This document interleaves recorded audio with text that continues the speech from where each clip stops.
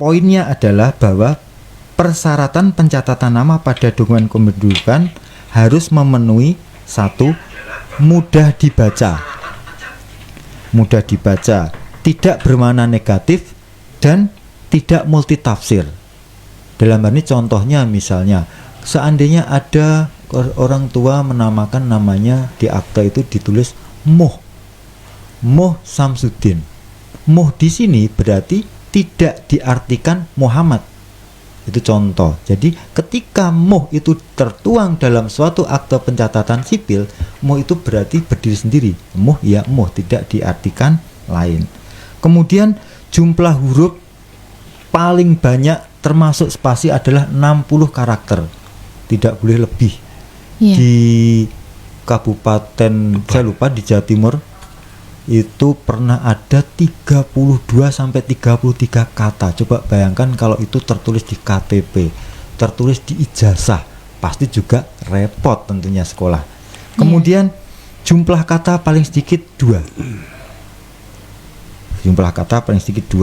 Selanjutnya tata caranya menggunakan huruf Latin, karena kita hidup di Indonesia, bukan hidup di negara mana yang tentu saja pemakaian hurufnya adalah alfabet ABCD itu. Kemudian menggunakan kaidah bahasa Indonesia. Selanjutnya nama marga, famili atau yang disebut dengan nama lain tidak dapat dicantumkan pada dokumen kependudukan. Dokumen kependudukan ini artinya KK, KTP itu boleh. Akan tapi dokumen pencatatan sipil tidak boleh. Jadi harus dibedakan, ada dokumen pencatatan sipil, ada dokumen kependudukan. Kemudian gelar pendidikan, adat, keagamaan itu juga dapat dicantumkan di KK maupun KTP. Akan tapi tidak boleh di dokumen pencatatan sipil. Jadi dokumen pencatatan sipil itu ada akte, pokoknya semua yang diawali dengan akte. Akte kelahiran, akte kematian, akte pengesahan anak, akte pengakuan anak, atau akte pengangkatan anak, itu tidak boleh. Kemudian pencatatan nama pada dokumen kependudukan itu dilarang disingkat kecuali tidak diartikan lain. Seperti contoh di awal tadi Moh, seperti itu tidak diartikan apa yang dimaksud dia. Jadi M berdiri sendiri, Moh berdiri sendiri, seperti itu. Kemudian tidak boleh menggunakan angka dan tanda baca. Jadi kalau kadang-kadang ada strip, ada tanda petik di atas, itu juga nggak boleh. Kemudian tidak boleh mencantumkan gelar pendidikan dan keagamaan pada akte pencatatan sipil. Jadi contohnya misalnya gelar pendidikan sarjana hukum SH itu tidak boleh di akte-akte pencatatan sipil, tapi boleh di KK maupun di KTP. Nah, itu sementara yang singkat yang dapat saya sampaikan, karena ini hal baru diberlakukan 21 April 2022. Nah, lantas bagaimana dengan yang kemarin-kemarin yang sudah kayak saya misalnya kelahiran angkatan 70-an nih ceritanya, namanya satu kata, enggak masalah. Tapi ini mulai diberlakukan 21 April tahun 2022.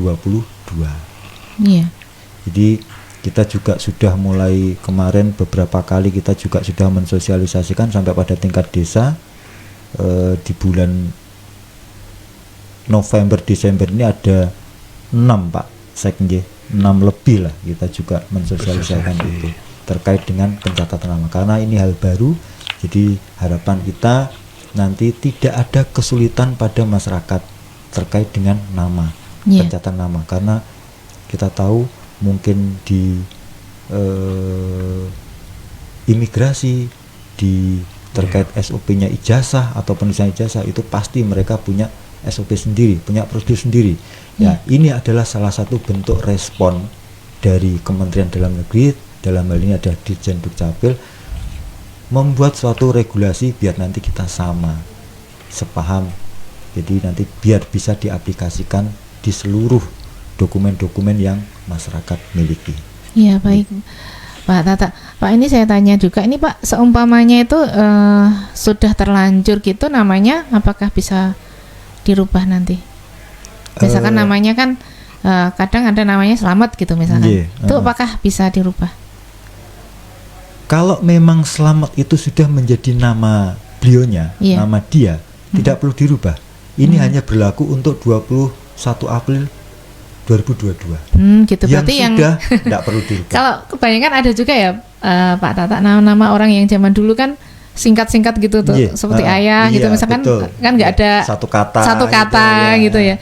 Jadi kalau memang sudah terlanjur memang tidak apa-apa ya Pak?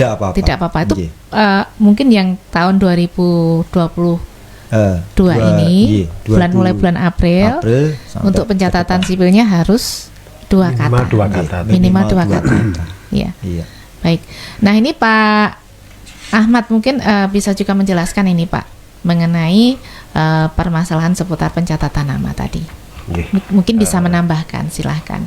Oke. Jadi memang kenapa Permendagri ini keluar tadi sudah dijelaskan latar belakang. Memang banyak sekali pemberian nama terhadap anak ini kadang mungkin pengen terkenal atau bagaimana orang tua itu pakai angka, pakai tanda baca sehingga kesulitan kita ketika mau mencantumkan di dalam akte. Akhirnya kebijakan dari Dirjen Kemendagri, Dirjen Dukcapil ini mengeluarkan Permendagri 73 ini. Di sudah segmen tadi karena nama itu adalah kalau di Jawa itu doa. Makanya nama itu memang tidak berkonotasi negatif. Seperti zaman dulu kan ada Cikra, kemudian Kletong lah begitu. Apa itu? Harinya pokoknya Senin gitu ya. Namanya juga Pak Senin. Jadi kasihan lah itu nanti untuk psikologi si anak-anak sendiri. Nama seyogyanya yang bagus itu. Kemudian terkait perubahan, harapan kami dari masyarakat itu misalnya perubahan itu tidak hanya sekedar pengen merubah, tolong diperhatikan juga dokumen-dokumen lain yang dimiliki. Karena sekarang dokumen kependudukan itu terintegrasi dengan dokumen-dokumen layanan yang lain. Jangan ingin merubah tadi dicontohkan Slamet, kemudian ingin dirubah, tapi ternyata sudah tertulis di akte-akte anaknya, kemudian mungkin sudah tertulis di aset-asetnya. Prinsip bisa dirubah, tapi tolong diperhatikan juga dokumen-dokumen lain yang sudah dimiliki. Itu prinsipnya. Baik. Terus saya tanya juga ini kalau misalkan masalah huruf Pak, misalkan kadang kan ada yang keliru nulisnya itu misalkan namanya misalkan itu Diah gitu ya. Kadang kan ada yang DI, ada yang DY. Itu gimana Pak? Apakah ya bisa dirubah itu Pak nanti? Terima kasih. Banyak sekali memang terjadi. Selain yang ditanya tadi bisa jadi ejaan lama, ejaan baru. Nah, prinsip memang bisa dirubah sepanjang ada dokumen pendukungnya. Begitu Jadi di kita itu ada istilahnya pembetulan dan pembatalan. Nah, kalau sepanjang hanya ejaan lama baru, kemudian salah spasi atau huruf, itu bisa Dukcapil melakukan pembetulan. Tapi sekali lagi ada dokumen pendukungnya, begitu. Jadi kita keluarkan dokumen yang baru didasarkan pada dokumen yang sudah dikeluarkan. Misalnya ternyata beda dengan ijazahnya. Nah, kemudian ternyata ijazah itu sudah dipakai untuk PNS, untuk cari kerja. Nah, itu dokumen kependudukan yang dalam ini adalah akte tadi itu bisa dirubah berdasarkan dokumen yang sudah dikeluarkan. Kalau memang yang dianggap benar adalah ijazah atau dokumen mungkin SK kepegawaian dan lain-lainnya itu. Jadi kembali yang terpenting adalah ada dokumen pendukung yang telah dikeluarkan oleh negara. Gitu. Baik Bapak Ahmad, terima kasih penjelasannya. Nah Sobat Bana semuanya yang mau gabung, yang ingin bertanya-tanya, nanti bisa SMS, WA, telepon di 08563454545 atau bisa juga nonton visualnya Radio Bahan FM Ngawi di Express Radio, atau bisa juga lewat streaming di www.bahanfmngawi.com. Bisa juga nonton visualnya lewat live Facebooknya Bahana Spasi Ngawi.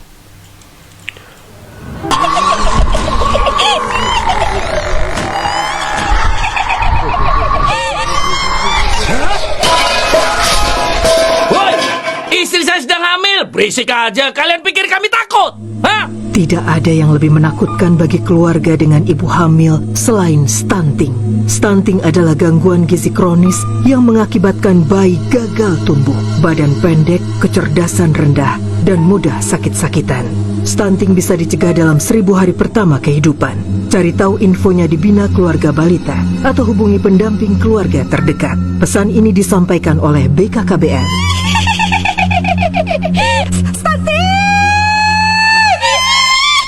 Bahana Radio Keluarga.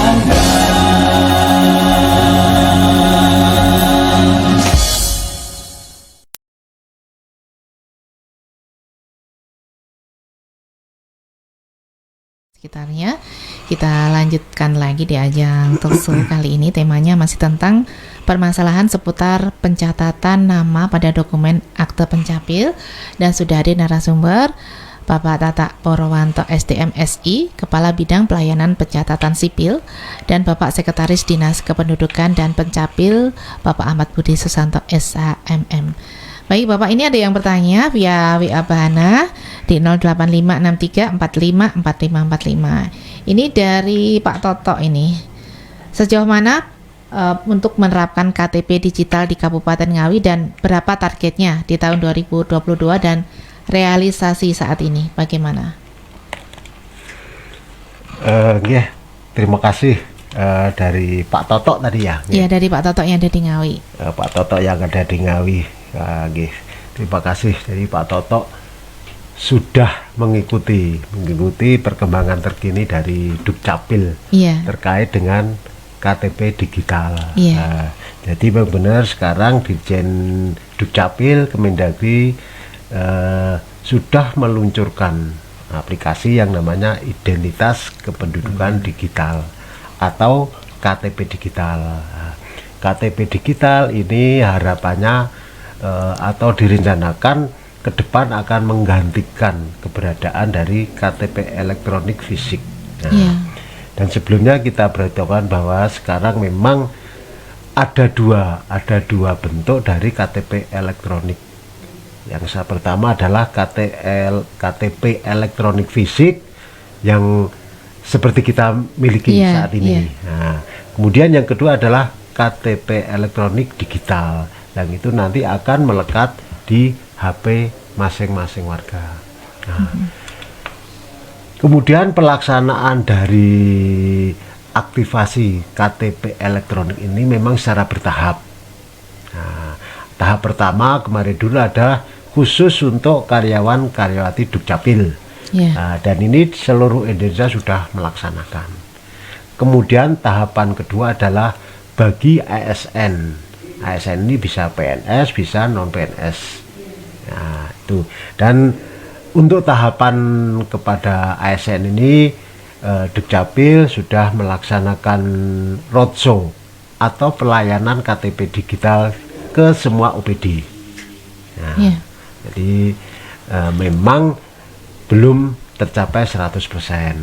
Nah, tapi untuk ASN di kita kemarin sudah ada di angka 3.500. Nah, target tahun ini adalah 4.000. 4.000 ya. 4.000. Sehingga kita masih perlu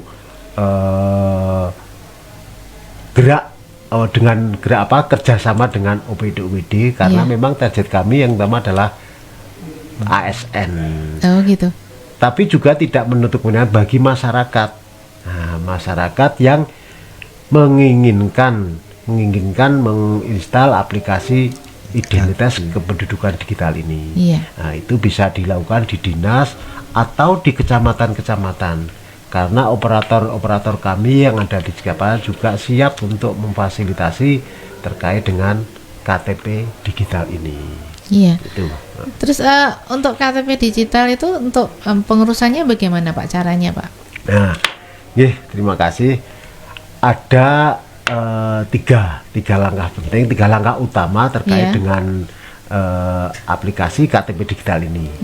Yang pertama adalah menginstal aplikasi Identitas Kependudukan ini di Play Store. Oh, di Play Store. Nah, kemudian setelah diinstal, pengisian biodata. Nah, biodata warga itu yang diisikan sederhana, cukup NIK, nomor identitas kependudukan, kemudian email, nah, email yang aktif tentu saja, kemudian nomor HP. Nah, gitu. Kemudian setelah biodata tersebut diisikan dan nanti dan benar yang diisikan itu, nanti kemudian adalah verifikasi data. Verifikasi data ini adalah pengambilan foto selfie. Gitu. Foto selfie ini adalah untuk penyandingan bahwa pemilik HP ini adalah sesuai dengan data di SIA. Makanya setelah selfie nanti akan kita sinkronkan. Nah, itu langkah pertama. Kedua, setelah ada pensinkronan dengan aplikasi SIA ini, langkah berikutnya adalah aktivasi.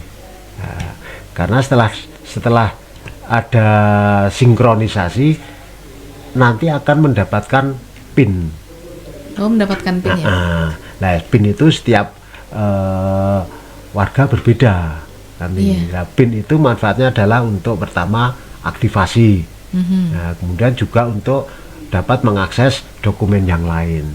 Cuma memang disarankan begitu sudah aktif itu memang untuk mengganti PIN, nah, dengan susunan kode yang mudah dihafal, karena nanti akan berlaku terus. Baik. Itu. Terus nanti misalkan ada persyaratan, misalkan ya, seumpamanya untuk pengurusan SIM misalkan ya, terus kan harus pakai KTP Pak, Bapak. Nanti untuk yang sudah digital itu langsung kita menyodorkan gitu, langsung gambarin gitu. Baik, terima kasih. Memang kenapa dilakukan secara bertahap, tadi memang berkelanjutan. Jadi memang untuk instansi pengguna. Nah, instansi pengguna tidak ada SIM, mungkin untuk perbankan, kesehatan, memang belum belum terpadu, istilahnya begitu. Sehingga kenapa masyarakat juga belum antusias untuk mendapatkan KTP digital ini. Tapi ke depan akan terfasilitasi terkait dengan permintaan entah itu fotokopi atau permintaan data yang kaitannya dengan KTP digital ini. Nanti akan terfasilitasi dengan ada penambahan menu untuk saling sharing, saling pengiriman file atau ada menu. Sebetulnya itu memang sudah ada di menu bagikan, kemudian di situ ada pindah dan ada kirim. Nah, tapi memang sekali lagi belum familiar bagi instansi pengguna. Itu. Baik, terima kasih penjelasannya Bapak. Baik Sobat Bana semuanya, sepertinya masih ada 2 pertanyaan lagi. Kita break dulu. Buat Sobat Bana semuanya yang ingin bertanya-tanya ya, nanti bisa telepon, SMS, WA di 08563 454545 atau bisa juga nanti langsung nonton visualnya di Express Radio visualnya Radio Bahan FM Ngawi, atau bisa juga melalui streaming di www.bahanfmngawi.com.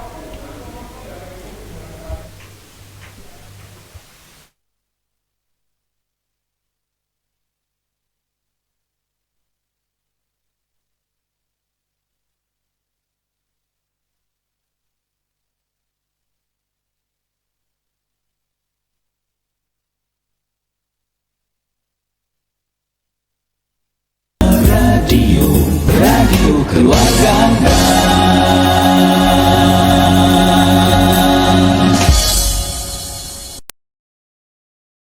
Radio, selamat siang Sobat Buana di Kota Ngawi dan sekitarnya. Kita lanjutkan lagi di ajang Talkshow kali ini. Temanya masih tentang permasalahan seputar pencatatan nama pada dokumen akte pencapil, dan sudah hadir narasumber Kepala Bidang Pelayanan Pencatatan Sipil Bapak Tata Purwanto STMSI dan Sekretaris Dinas Kependudukan dan Pencapil Bapak Ahmad Budi Susanto SHMM. Bapak, ini ada yang bertanya lagi nih via WA Bahana di 08563454545. Nah, ini mengenai identitas digitalnya sudah diberlakukan. Kalau sudah berlaku ketika mengurus sesuatu di suatu instansi, kok malah disampaikan KTP aslinya? Mungkin yang ditanyakan KTP aslinya mana gitu. Nah, bagaimana untuk rencana adminduk elektronik di setiap kecamatan, Bapak Ahmad, kapan direalisasikan? Ya. Terima kasih nggih sekali lagi dari penanya tadi di mana berada.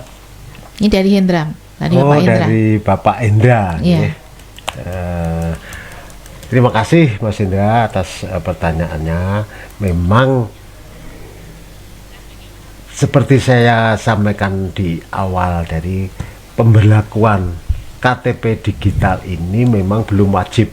Yeah. Nah, jadi memang baru tahap sosialisasi. Yeah. Makanya sasarannya baru untuk pegawai utamanya. Yeah. Nah, itu sehingga memang belum bisa serta-merta menggantikan peran dari KTP elektronik fisik.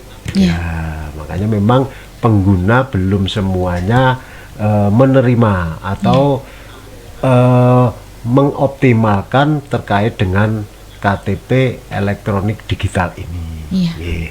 Jadi memang bertahap, tapi ke depan nanti fungsi peran dari KTP elektronik fisik nanti akan digantikan oleh KTP elektronik digital. Nah, kemudian terkait dengan pelayanan di kecamatan. Ya, di kecamatan. Nah, alhamdulillah ini juga support dari pemerintah Kap Ngawi. Akhir tahun di 2022 ini semua kecamatan sudah bisa memberikan pelayanan terkait dengan administrasi kependudukan, juga termasuk di dalamnya adalah KTP digital ini. Nah, ini juga dalam rangka memberi kemudahan kepada masyarakat yang menginginkan pelayanan administrasi kependudukan. Nah, itu dengan mendekatkan pelayanan mudah-mudahan juga akan mengurangi risiko terjadinya tidak diinginkan di perjalanan. Nah, itu ya, alhamdulillah di akhir 2020 ini semua kecamatan sudah dapat memberikan pelayanan adminduk gitu. Iya, baik. Mungkin bisa ditambahkan ini Pak Tata mengenai permasalahan seputar pencatatan nama pada dokumen akte pencapil. Ya, sebelumnya saya ingin menambahkan dari Mas Pak Amas atau Pak Endra dan Pak Toto tadi ya, terkait dengan IKD. Beberapa waktu yang lalu Dukcapil Kabupaten Ngawi juga sudah bersurat ke beberapa lembaga layanan publik terkait dengan adanya IKD ini. Dan Dukcapil se-Indonesia itu ada semacam kegiatan kayak rapat koordinasi, itu rutin. Bahkan di Jawa Timur sendiri setiap bulan, ya Pak Sek. Setiap bulan sekali forum Dukcapil. Kita juga ikut menyampaikan kepada forum agar nanti bisa disampaikan ke pusat bahwasanya perlunya koordinasi antar kementerian lembaga terkait. Karena katakanlah perbankan, kalau perbankan di daerah atau lembaga layanan publik di daerah masih belum merubah persyaratannya, otomatis IKD ini kan juga tidak terlalu bermanfaat gitu kan. Nah, itu memang betul yang disampaikan Pak Sek tadi, ini dalam taraf sosialisasi dan memang ini bertahap akan, tapi nanti jelas pada waktunya nanti ketika kita semua siap, dalam arti siap SDM-nya, siap perangkatnya, pasti nanti IKD itu akan diberlakukan. Seandainya ini saya ambil contoh aja kayak di kita, saya ada IKD sudah. nanti setiap nama saya yang terkoneksi, nik saya yang terkoneksi dengan semua lembaga layanan publik, dia akan muncul. Misalnya di situ ada kartu pegawai, ada wajib pajak, terus kemudian ada keikutsertaan BPJS, ya kayak gitu. Terus kemudian ada keaktifan kita di pemilu. Terus bahkan tidak menutup kemungkinan nanti semua nama kita yang ada di aset-aset muncul. Misalnya kalau sudah terkoneksi dengan badan pertanahan atau kendaraan, itu kemungkinan besar muncul. Jadi data itu menjadi sesuatu yang luar biasa, sangat penting sekali. Baik. Terus untuk rencana yang untuk nanti bisa untuk NIK sama NPWP digabung, itu memang rencananya memang ada, Pak? Ada dan ya, sudah terrealisasi ya, Pak. Dan itu sudah muncul. NPWP gitu. Kita itu sudah muncul di aplikasi identitas kependudukan digital tadi. Oh, untuk digital tadi ya, udah ya, udah muncul. Di aplikasi IKD itu tidak hanya dokumen kependudukan. Nah, tadi disampaikan ada BPJS atau sekarang namanya Kartu Indonesia Sehat, kartu pemilih untuk pilkada nanti. Kalau untuk pegawai negeri sipil itu ada kartu pegawai, di situ muncul. Kemudian sertifikat vaksin, kemudian NPWP. Sementara masih itu. Nah, ada lagi yang kemungkinan dia memiliki mempunyai akses ke ketenaga kerjaan, BPJS ketenagakerjaan. Nanti kartu BPJS ketenagakerjaan juga akan muncul semacam itu. Jadi di mana dia mempunyai akses seperti misalnya ketenagakerjaan, kesehatan, dan sudah bekerja sama dengan Dukcapil, akan muncul kartunya. Itu. Baik, jadi kita tidak perlu membawa kartu, jadi langsung digital langsung muncul ya, Pak. Betul, jadi ke depan itu dompet itu hanya uang isinya. Dulu kan sampai satu map itu. Betul. Kan isinya fotokopian semua biasanya. Sekarang cukup di HP. Cuma memang HP yang support adalah Android itu. Untuk yang Apple, iPhone itu belum support gitu. Ya, Pak. Terlalu bagus malah tidak bisa. Terlalu bagus malah tidak bisa ya, Pak. Baik, mungkin ada yang disampaikan ini Pak Ahmad, silahkan, mungkin ada yang disampaikan buat Sobat Bahana. Oke. Bagi Sobat Bahana dimanapun berada, mengingat pentingnya dokumen kependudukan.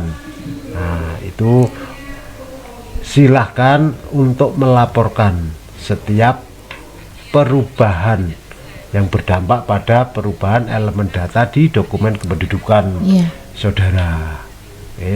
Jangan ketika butuh baru ngurus, sehingga itu akan tidak efektif karena bisa jadi data panjenengan ada perbedaan dengan dokumen lainnya.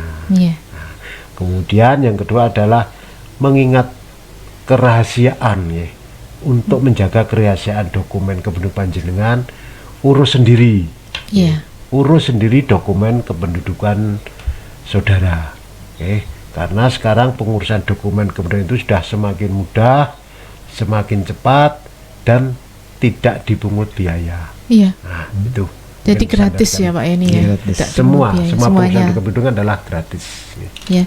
Baik, Pak Tata, mungkin bisa menambahkan Bapak ini untuk yang disampaikan buat Sobat Bahana? Hanya ini semacam himbauan tadi juga yang sudah disampaikan oleh Pak Sek untuk sobat-sobat Bahana yang dimanapun berada, bahwa ayo kita urus dokumen kependudukan kita, urus sendiri, karena di situ ada, kalau kita minta tolong, di situ ada nilai tanggung jawab moral. Dimana biasanya itu di TV selesai kasihkan, yang penting selesai dikasihkan gitu. Tapi dia tidak tahu kebenaran datanya. Gitu. Ini ejaannya gimana? Tadi sempat disinggung juga, ada I sama Y. Nah, buku tuh ini dia, tapi ternyata ada I, ada Y. Semacam itu. Kemudian yang kedua, saya menghimbau untuk para Sobat Bahana, ayo update data. Setiap kali kita mengalami perubahan peristiwa, segeralah untuk mengupdate data. Misalnya untuk anak yang memang sudah lulus SMA, jangan sampai kadang-kadang kan ada kakak yang masih belum tamat SD. Nah, itu jadi kendala. Jadi makanya ayo update data kita secepatnya begitu kita mengalami suatu perubahan peristiwa penting di kehidupan kita. Demikian. Baik, terima kasih Bapak Tata kedatangannya di Radio Ban FM Ngawi, juga Bapak Ahmad ya.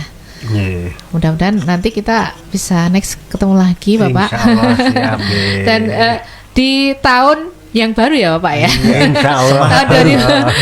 tahun 2023 ya. Ini kan sudah di penghujung akhir ya. Tanggalnya sudah 29 ini. Mungkin ada rencana tahun baru Pak kemana Bapak Ahmad? Ada planning tahun baru ini Bapak? Wah, ini kayaknya ya dari kamar ke kamar aja, dari kasur ke kasur. Mulek berarti ya Pak ya. Bapak Tata mungkin ada rencana tahun baru Bapak kemana nanti?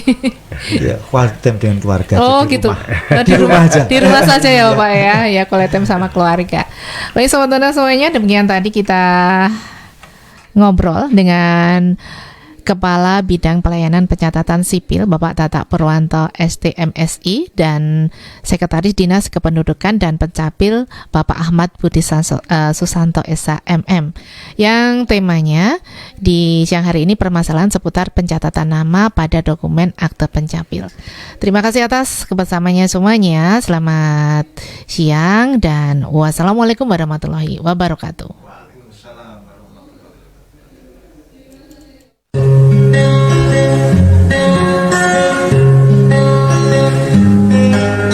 104,5 FM Radio Ban